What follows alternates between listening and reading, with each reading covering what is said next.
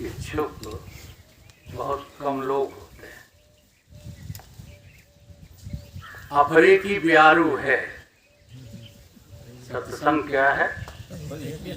अपरे की ब्यारू है। जैसे कोई भोजन किए हो, पूरा तृप्त हो, दो लगा दे।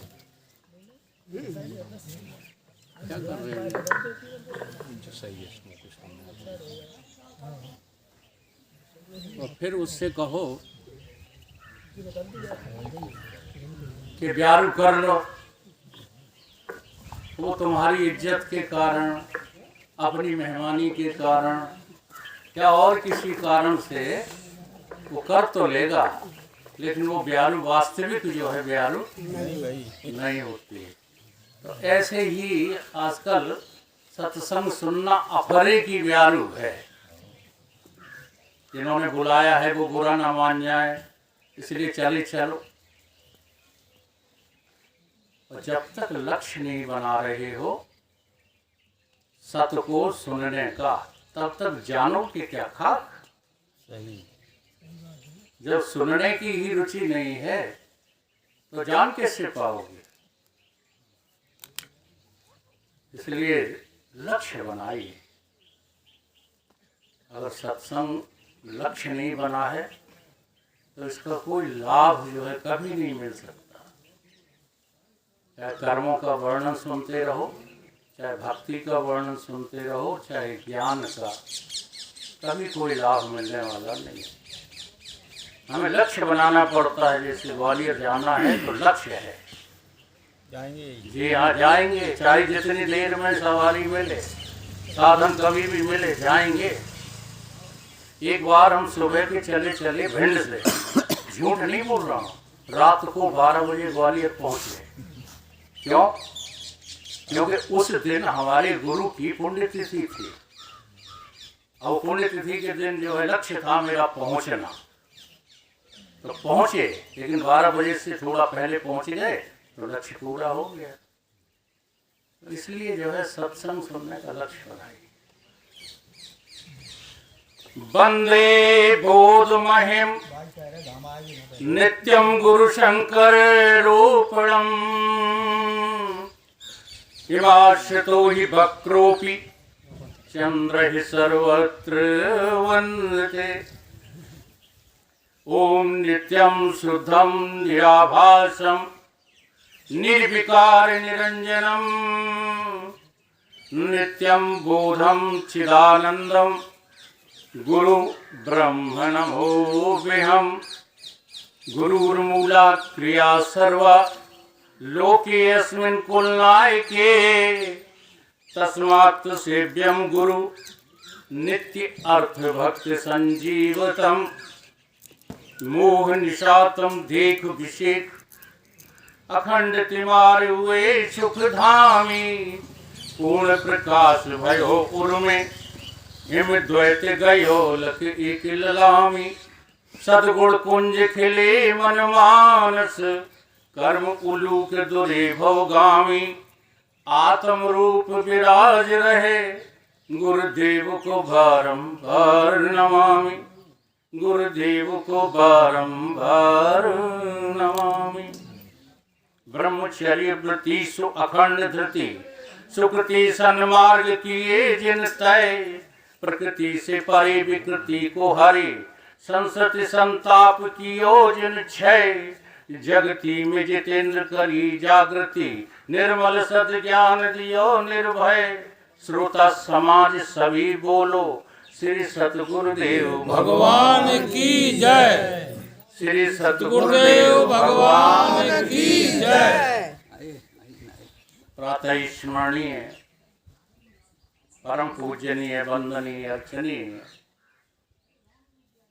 श्री सतगुरुदेव भगवान की चरण कमलों में नित्य का वंदन करते हुए मंचासीन वयोवृद्ध संत स्वामी आत्मानंद जी, बाईं साइड में बैठे हुए हमारे पूज्य संत पुनः आत्मानंद जी, यत्र तत्र विराजमान तपापूत संतो, प्रेमी सज्जनों, माताओं एवं बहनों, बच्चों, सभी के हृदय में सत्य चित आनंद अद्वय रूप से परमात्मा सदा विद्यमान है। उसी की दृष्टि से मेरा सभी को बारंबार नमन, वंदन, अभिनंदन। ओम शांति।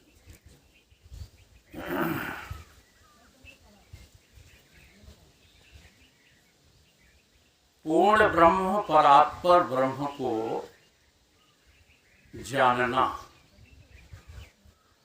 शास्त्र निषेध करते हैं कि वो किसी का विषय नहीं हो सकता, परंतु वो जाना जाएगा तो मानव बुद्धि से ही। तो इसकी एक प्रक्रिया है। जैसे अभी अभी महात्मा जी ने बहुत अच्छा जो है वेदांत दर्शन आपको दिया, थोड़ा सा और आगे बढ़कर के विचार कीजिए।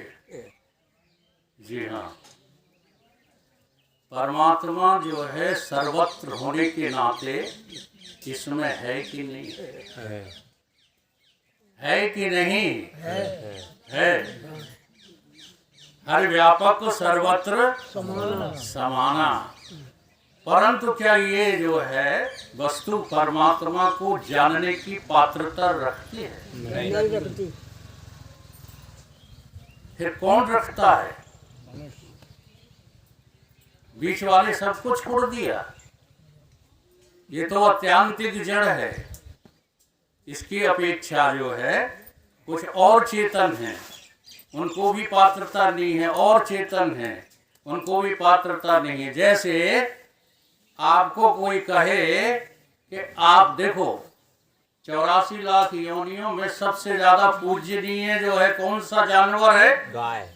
गाय है कि नहीं है? हाँ। तो गाय को जो है परमात्मा जानने की पात्रता है? नहीं। नहीं है। इतनी पूजनीय है फिर भी क्यों नहीं है? जबकि परमात्मा के विषय में गीता कह रही है, रामचरितमानस कह रही है कि वो तो सर्वत्र है, और जो सर्वत्र है वो सबको जानता भी है। ये अभी हमारे महात्मा जी समझा गए। लेकिन वो कैसे जो है जानता है सबको और अपने आप को? इसकी बहुत गहरी चिंतन प्रक्रिया क्या है आपके पास? अगर नहीं है तो कभी आप प्रश्न क्यों नहीं करते हो? हम ये नहीं कहते कि महात्मा जी उस प्रक्रिया को समझ नहीं पाए होंगे। आप प्रश्न करो तब तो वो उसका जवाब दें। जितने हल्के लेवल का जो है श्रोता होता है, इस ब्रह्म ज्ञान को उतना ही हल्का करके सुनाया जाता है। नहीं तो सच्ची बात। इसीलिए जो सामूहिक प्रवचन होता है उसके द्वारा कभी भी किसी को बोध नहीं हो सकता। आत्मबोध प्राप्ति के लिए सतगुरु संत की शरण में अति सानिध्यात आपको होना ही पड़ेगा। क्यों? हम एक प्रश्न यहां खड़ा कर दें, जवाब देना, कोई दे पाओ तो, छोड़ करके उन लोगों को जिन्होंने वेदांत रटा है उनको ना बोले। परमात्मा के न हाथ है, न पांव है, न आंख है, न कान है, न अंतःकरण है, ब्रह्म के, है ना? फिर इस जगत को वो कैसे देखता है? क्या है प्रक्रिया जो वो देख लेता है सारे जगत को? समझ में कुछ बात आ रही है? अरे है तो, हम कब मना कर रहे हैं। घटघटवासी तो है, लेकिन सारे जगत का वो दृष्टा कैसे हो सकता है? जगत भी बनाओ। नहीं, वो बात हम नहीं पूछ रहे। जगत बनाया है, देखो ध्यान देना जरा।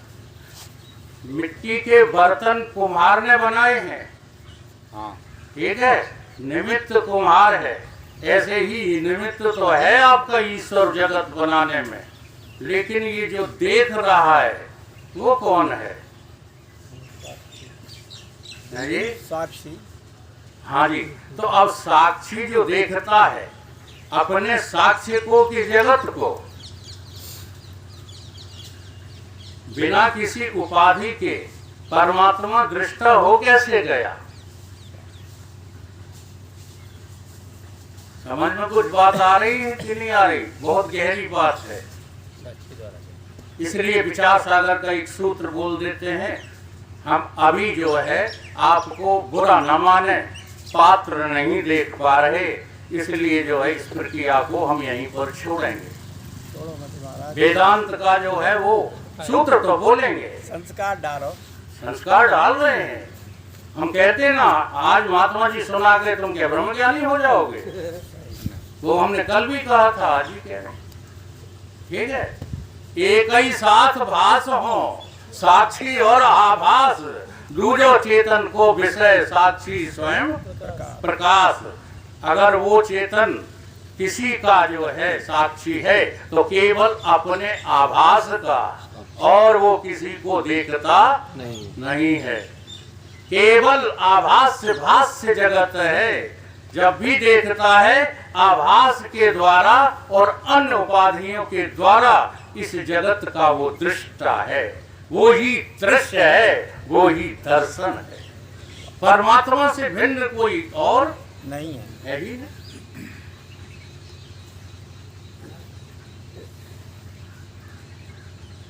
अब चलते हैं उस बात के ऊपर जहां बात अटकी हुई है। अब वो अटकी क्या हुई है, हम आप लोगों से, माताओं से, सबसे पूछते हैं कि आप जो है पशु हो? नहीं नहीं।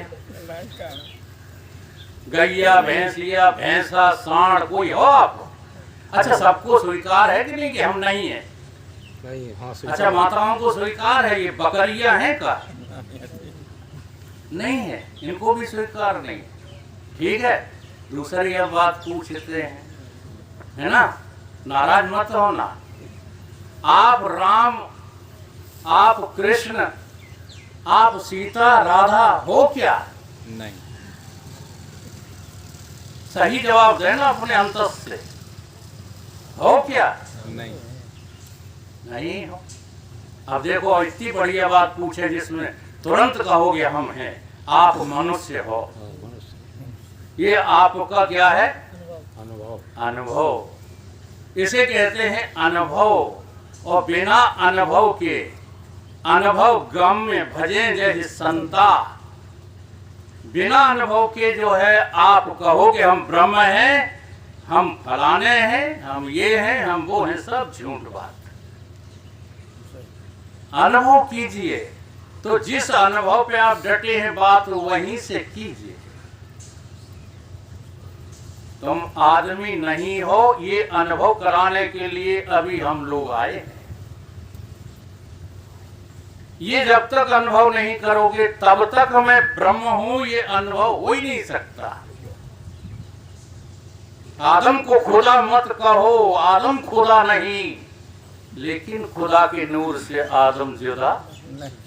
गर अक्ल है तो देख, सब दर पर खुदा, सब खुदा, उसी का जलवा बुत खुदा, बुत में खुदा।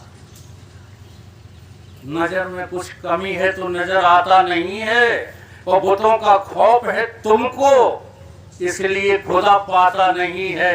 बुत कहाँ, बुत की पर हस्ती है कहाँ, सब जहां में है खुदा तो बुत की हस्ती है कहाँ। खुदा से हम जुदा हो तो खुदा के पास भी जाएं, खुदा हम में, खुदा में हम कहाँ आए, कहाँ जाएं।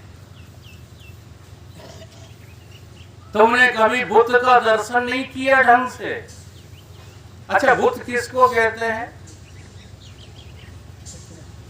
आपकी दृष्टि में बुत, बुत माने जो है मूर्ति। बुत माने क्या है? मूर्ति।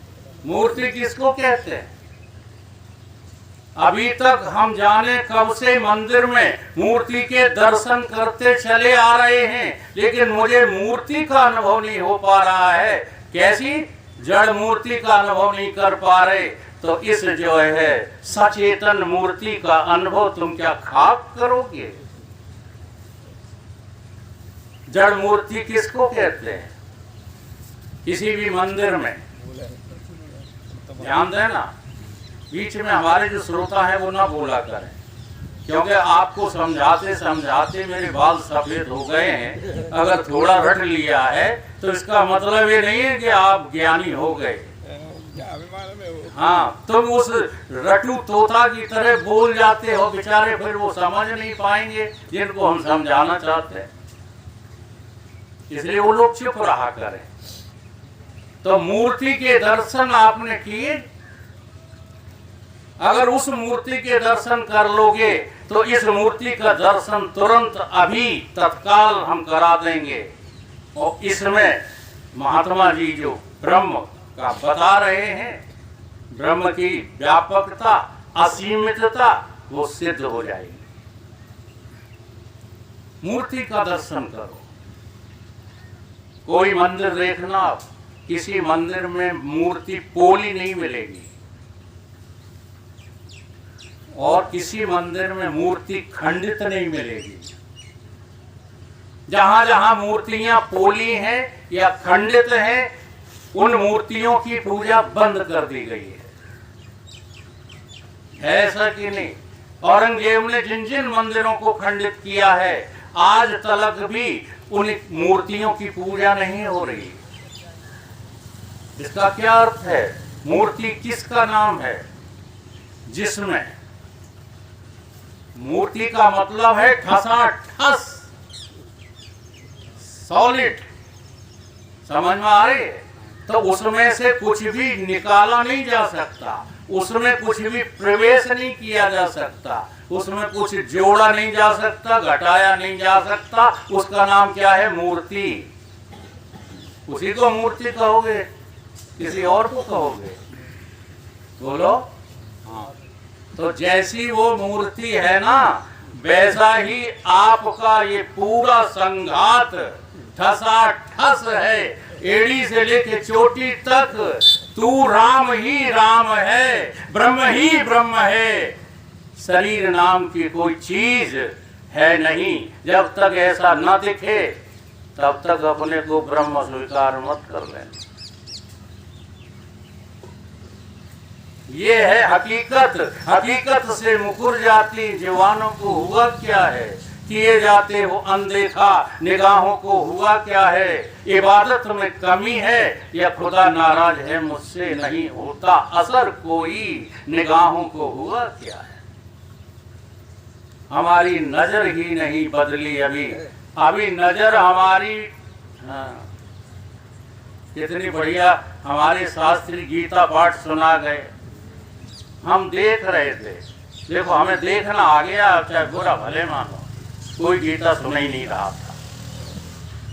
इसलिए चेतनानंद जी एक संत हुए हैं, पूजनीय चेतनानंद जी, जिनका मैंने बहुत सानिध्य प्राप्त किया है अपने गुरुदेव के बाद भी। वो कहा करते थे कि समझाओ तब, समझना कोई चाहे जब। समझाओ कब?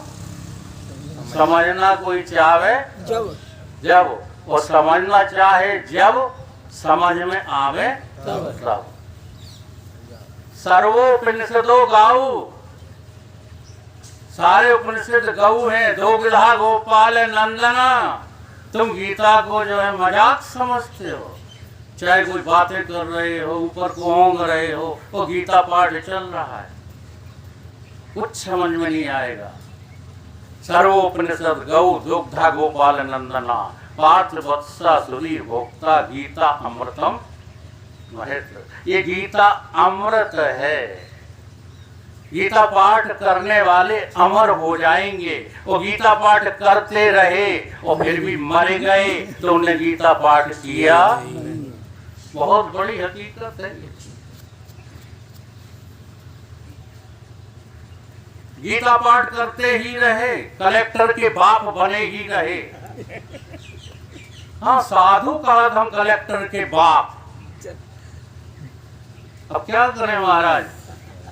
हाँ, ऐसे लोगों ने समाज दूषित कर दिया है। सच्चाई से जो है मुंह छिपाते हैं और सबको हाँक लेंगे। यहाँ जितने संत बैठे इनको एक को भी बैठने नहीं देते मंच पे। ऐसे ऐसे साधु घूम रहे हैं तुम्हारे इस क्षेत्र में और तुम उनकी दंडवत प्रणाम करते हो। क्यों? गीता पढ़ते ही नहीं। अगर गीता पढ़ो, गीता समझो। हाँ बहुत खुश हो रहे हैं हमारे संत जी। वो समझ गए हमारा इशारा, इसलिए तो आगे चलते हैं, हम आपको बताते हैं। हाँ, भारी विडम्बना समाज की। समाज अधाधुंध लगा हुआ है। हाँ, न देखे न सुने न परखे न कुछ और सब पूजा पाठ चल रही है। क्या चल रहा है क्या नहीं चल रहा है, इसको देखो, समझने की जो है कोशिश करो, आगे बढ़ो। यहां से आज हम वेदांत प्रारंभ करते हैं। मथित्वा चतुरा वेदान सर्वशास्त्राणि तथा वही। सारे शास्त्रों का मंथन किया। आदिगुरु शंकराचार्य का कथन है ये। मथित्वा चतुरा वेदान सर्वशास्त्राणि तथा वही सार वस्तु योगी भा पिबत पीत क्रम पंडिता। इस पूरे श्लोक का अर्थ ये है कि सभी शास्त्र और वेदों का मंथन किया। जैसे आप जो है दूध को मंथन करते हैं तब उसमें से क्या निकलता है? मक्खन निकलता है। और दूसरी वस्तु क्या निकलती है? छाछ। ठीक है। पुराने जमाने में छाछ भूरे पे बिकता था, क्योंकि आज जो है भौतिक युग है इसलिए बिकने लगा है, नहीं उसकी कोई वैल्यू नहीं थी। अब कबीर बाबा ने इसी श्लोक का अर्थ किया। सार वस्तु योगी भा। योगी कौन है? भगवान गीता में योगी किसको कह रहे हैं? जो सार वस्तु को ग्रहण करता है। इसलिए जो है बार बार कहते हो योगस्थ हो जाए।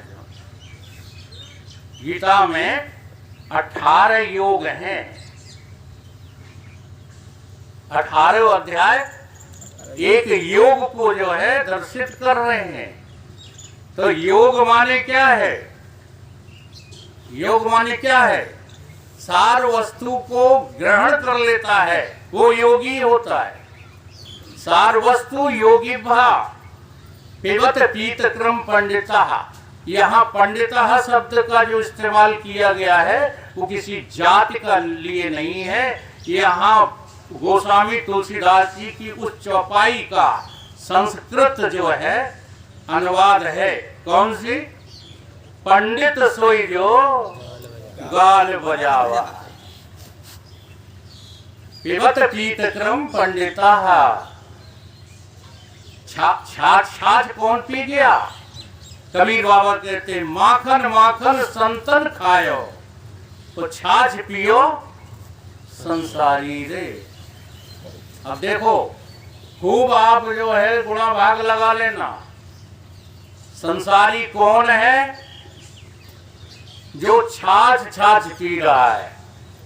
ये दूध वाली छाछ की बात नहीं है, ये शास्त्रों की छाछ। शास्त्र में छाछ भी है और मक्खन भी है। अब मक्खन को तो त्याग देते हो और छाछ छाछ ग्रहण कर लेते हो, तो वो शास्त्र का जो है ग्रहण करना होगा क्या? नहीं। माखन माखन संतन खायो छाछ पियो संसारी रे। एक बात और कह दे। क्या कह दिया? माखन खाए लाल भय संता को पंडित जाने नहीं अंता। किसी जो है पंडित ने इसका सार नहीं खोज पाया। अब मैं कहूं कि मैं झूठ कहता हूं, बनावटी बातें करता हूं, तो सूत्र तो बनावटी है नहीं। अगर आपको दृष्टांत चाहिए देख लीजिए। एक बात और साथ में समझा दूं, जितने भी पुराण हैं, जी हाँ, मत बहस करो कि किसने लिखे हैं, व्यास जी ने लिखे हैं या किसी और ने लिखे हैं। उसमें जो सार वस्तु है वो तो व्यास के द्वारा ही उद्गृत है। इसलिए भागवत पुराण में केवल उद्गृत 4 श्लोक हैं, चतुर श्लोकीय भागवत है कि नहीं है, ये तो सबको पता है। तो वो तो व्यास ने गलत नहीं लिखे। अब व्यास जी ने जब उसका विस्तार किया, जैसे हम आज अपनी बात का थोड़ा विस्तार करने जा रहे हैं, तो वो आपके समझाने के लिए किया था, ना समझी के लिए थोड़ी किया था। पुराणों को पढ़कर सब ना समझ हो गए। इसलिए संत लोग कहते हैं पुराणों से पहले उपनिषदों का अध्ययन करो, पुराण बाद में पढ़ना, क्योंकि पुराण तो छाछ है, उसमें सार वस्तु तो केवल 4 ही श्लोक हैं, जिसमें कहा गया सृष्टि से पहले मैं था। पहला श्लोक, सृष्टि के पहले मैं था, सृष्टि उत्पन्न हुई तब भी मैं हूँ, सृष्टि का प्रलय होगा तब भी मैं ही हूँ। क्या समझ में आई बात? कुछ बात समझ में आई? तो ये सृष्टि क्या है? सृष्टि एक जो है ख्वाब है, सृष्टि एक ख्याल है और कुछ नहीं। अब वो ख्याल करने वाला बड़ी उपाधि के कारण ईश्वर है, छोटी उपाधि के कारण जीव है। उपाधि से हो जीव ईश्वर बने दो। सभी खेल में आप ही तो हो खिलाड़ी, हरे कृष्ण गोविंद मोहन मुरारी। आप ही खेल रहे हो। अविद्या उपाधि से जीव बन गए हो, माया उपाधि से ईश्वर बन गए हो। जरा उपाधियों को जो है बाध करके जरा देखो, ना ईश्वर है न जीव है।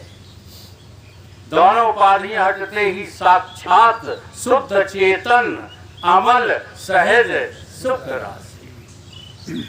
आपके अलावा मयातिरिक्तम इदम द्वैतम, अद्वैतम परमार्थ है, कोई है ही नहीं। तो पुराण का जो है दृष्टांत लेते हैं। एक समय की बात है,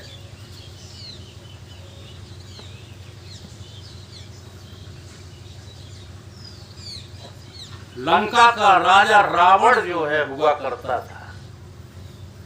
वो 3 भाई थे जो तपस्या करने के लिए चले गए, कुंभकर्ण, रावण, कुंभकर्ण और विभीषण। है रामायण में प्रसंग।